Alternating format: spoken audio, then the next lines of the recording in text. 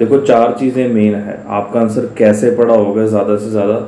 पहली चीज़, डायरेक्ट तो बिल्कुल भी नहीं होगा, ठीक है। पहली चीज़ या तो कोई एग्जांपल दी होगी, ठीक है, स्टेटमेंट में कुछ और है, पैराग्राफ में एग्जांपल दी है। सेकंड आपका आंसर पड़ा होगा सिनोनिम, ठीक है, यहाँ पे कोई वर्ड है, वहाँ पे कोई और वर्ड है ना, मीनिंग दोनों का सेम है। थर्ड है हमारा इनडायरेक्टली, ठीक है, इनडायरेक्ट वे में पड़ा होगा, है ना, यहाँ पे कुछ और बात करी है, वहाँ पे घुमा फिरा के बात वही की है, ठीक है।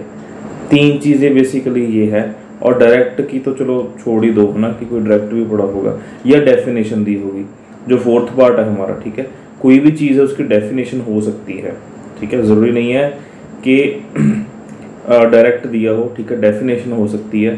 फॉर एग्जांपल यहाँ पे बताया हो जैसे डिसमेंटल, है ना, डिसमेंटल का मतलब क्या है, जैसे अलग अलग करना, है ना। फॉर एग्जांपल एक पीसी है आपके पास, कंप्यूटर है, उसको डिसमेंटल करना मतलब अलग अलग करना, ठीक है। फॉर एग्जांपल असेंबल आपके पास वर्ड है, असेंबल की डेफिनेशन दी होगी कि हाँ अलग अलग पार्ट्स को जोड़ना, ठीक है, डायरेक्ट असेंबल नहीं दिया होगा, ठीक है। Okay, so this is the question and what you have to do is you have to read the answer, ठीक है, एंड चैट में पर्सनल में बता सकते हो, ठीक है, डायरेक्ट किसी ने नहीं बताना, और हैंड रेज कर सकते हो if anyone wants to explain. Okay, नहीं करेक्ट है, सिमर आपका भी करेक्ट है, कुलवीर आपका भी करेक्ट है, दिव्या आपका भी, ठीक है। Okay, ready? सिमर ਤੁਸੀਂ ਦੱਸੋਗੇ, एक्सप्लेन करोगे? ओके, मैं थोड़ा ट्राई कर रहा था। ओके, बेसिकली ना आंसर में दो जगह पे कंफर्मेशन हुई है, बिकॉज़ मेरी सेकंड लाइन था ना, सामने लिखा है it was by no meaning obvious how it would be used. Basically future की गल की थी, अगर इट वुड बी यूज्ड में कितना यूज किया जाएगा। एंड देन उसके बाद सर लास्ट लाइन है, लास्ट सेकंड लास्ट लाइन है, उसके थल्ले वाली लाइन से लिखा सम सेड दैट मींस पूरे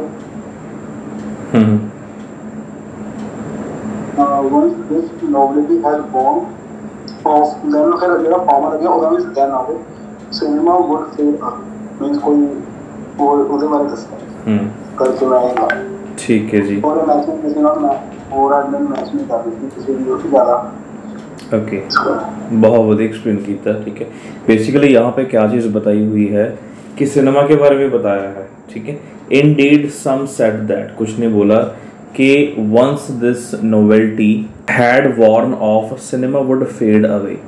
what does fade away mean? Fade away का मीनिंग क्या है?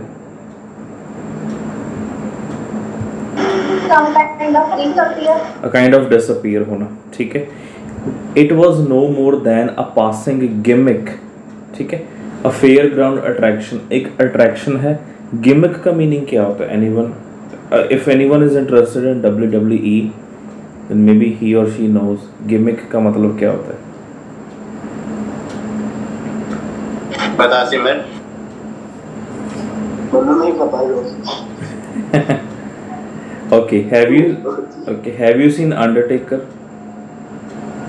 Yes sir, जो मर के जिंदा हो गया था। एक तो इसका वो गिमिक है, ठीक है, मतलब एक तो वो उस तरीके से आता है वो, ठीक है, a kind of dead man, ठीक है, इन द सेंस कि मतलब उसकी एंट्रेंस ऐसी है, उसका रहन सहन ऐसा है ना। एक दूसरा आपने देखा होगा, एक और अंडरटेकर होता है, वो बाइक पे आता होता है, फनी सा, शायद आपने देखा हो, हार्ले डेविडसन पे नहीं आता था?